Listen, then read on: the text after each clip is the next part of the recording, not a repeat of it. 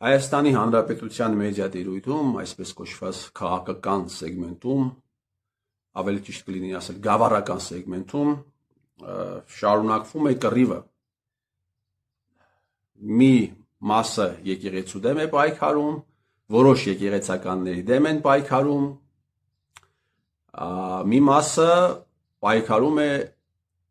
եկեղեցու համար կամ որոշ եկեղեցականների համար։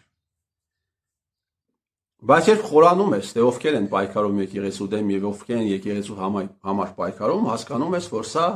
հերթական հայկական երեսպաշտության հեշտական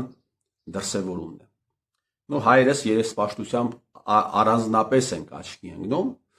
Մեկ այլ դրսևորում, օրինակ, կարող ենք ասել, որ մարդիկ, ովքեր տարիներ շարունակ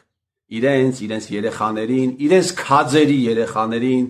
մի քանի կոպեկով ազատել են բանակից, այսօր հանկարծ դարձել են Արցախի կորստի համար շատ ցավացող մարդիկ։ Բայց շատ եք սիրում Արցախը, գնայեք ծառայեք։ Բայց շատ եք սիրում Արցախը, ձեր բջերին ուղարկեիք Արցախում ծառայելու կամ ընդհանրապես Հայաստանի Հանրապետության որևէ զորամասում ծառայելու, ինչու եք ազատում բանակից։ Բայց սա առանձին բան է, սրա մասին ես չեմ ուզում խոսել, շատ եմ խոսել, որովհետև ես վստահ եմ, որ կգա ինչ-որ ժամանակ այս ամենի մասին նկարահանումներ կլինեն, մուլտեր կնկարվեն, ֆիլմեր կնկարվեն, որպեսզի սերունդները իմանան, թե ինչ է տեղի ունեցել Հայաստանի Հանրապետությունում այս ժամանակահատվածում։ Հիմա վերադառնանք թեմային, ակտուալ թեմային։ Նիկոլ Փաշինյանը ամենայն հավանականությամբ ինչ-որ ուժերի պատվերով սկսել է արշավը եկեղեցականների դեմ։ Ամենայն հավանականությամբ սա հենց այնպես տեղի չունեցավ եւ սա ինչ-որ ազդակ է Նիկոլ Փաշինյանին կամ նա, եթե նույնիսկ ազդակել չկա, ինքնագործունեություն է, ապա ինքնագործունեությամբ ուզում է ինչ-որ մարդկանց հաճոյանա, ինչ-որ արտաքին թեկուզ ներքին ուժերի։ Եվ բնականաբար սա պիտի առաջացներ հասարակության ու քաղաքական սեգմենտի հակադարձումը։ Բնական է։ Բայց եկեք տեսնենք, թե ովքեր են հիմնականում Նիկոլ Փաշինյանին հակադարձողները։ Նիկոլականներին, չէ, նիկոլականներ էլ կան, ովքեր էլի մեծ բանով լկտիությամբ արտահայտվում են եկեղեցու նկատմամբ, Գնել Սարգսյան, եկեղեցու կամ եկեղեցականների նկատմամբ, Գնել Սարգսյան, Արթուր Հովհաննիսյան, շատ են այդպիսի մարդիկ, առանձին անունները չթվեն։ Եվ սրանց հակադարձում է այսպես կոչված ընդդիմադիր սեգմենտը։ Բայց ես ուզում եմ ձեզ հիշեցնել, հարգելի բարեկամներ, որ այդ ընդդիմադիր սեգմենտի ճնշող մեծամասնությունը, ով այսօր պաշտպանում է եկեղեցուն Նիկոլից, ով այսօր ընդդիմադիր հարթակներում, ընդդիմադիր մեդիա տիրույթներում հարցազրույցներ է տալիս եւ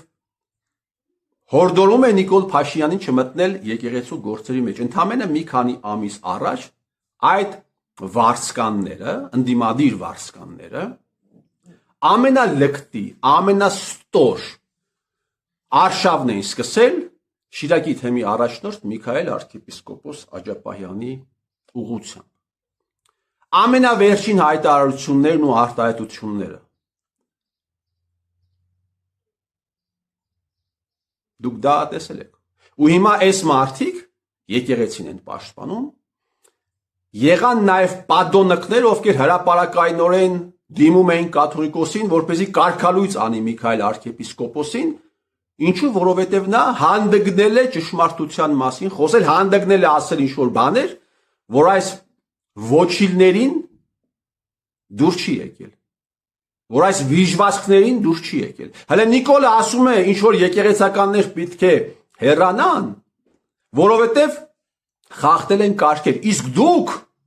սրիկա պատոնկներ, դուք ասում եք Միքայել arczepiskoposը պիտի հեռանա, որովհետև քաղաքականությամբ է զբաղվում։ Հիմա ո՞րն է ձեր ու Նիկոլի տարբերությունը, ու դուք որոշել եք հայ առաքելական եկեղեցին պաշտպանել Նիկոլից, վայ այն եկեղեցուն, էլի պիտի ասեմ, վայ այն եկեղեցուն, ով պիտի մնա ձեր պաշտպանության օգնության կարիքի տակ։ Ու ընդհանրապես վայ այն եկեղեցուն, ում պիտի ձեզպես անառակները պաշտպանեն։ Եղան վարձկաններ, ովքեր Միքայել arczepiskopոսին նույնիսկ մեղադրում էին նրանում, որ Շիրակի մարզում աղանդավորությունը շատ է, դրա համար ինքն է մեղավոր։ Եղան վարձկաններ, ովքեր նույնիսկ Միքայել arczepiskopոսին մեղադրում էին նրանում, որ Նիկոլ Փաշինյանը իր քայլարշավը սկսել է Գյումրիից, եթե ինքը լավ աշխատեր, լավ հոգևորական լիներ, աշխատել իրենց բանով, լավ աշխատեր, հա, Նիկոլը այստեղից այդ քայլարշավը չէր սկսի եւ երբեք հաջողության չէր հասնի։ Բնականաբար այս արշավի մեջ առանձնանում էին անգերազանցելի էին Սերժիկի վարձկանները եւ Սերժիկի լրատվականները, բայց պիտի ասեմ, որ այս լկտիությանը միջամտեց նաեւ Քոչարյանի վարձկանները։ Նրանք եւս տոն տվեցին։ Նույնիսկ բարձր ստատուս ունեցող կազմակերպչական լիազորություններով օժտված մարդիկ նույնիսկ ունեցան լկտիություն, սրիկայություն, ես ներողություն եմ խնդրում, որ էպիթետներ եմ օգտագործում եւ եւս մտան այս արշավի մեջ։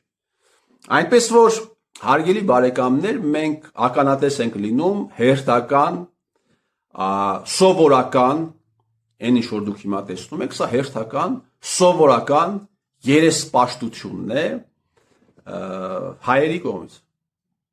Հայերին պետք է ազատել հայերից, հարգելի բարեկամներ, հայերին պետք է ազատել հայերի երեսպաշտությունից, հայերի դավաճանությունից,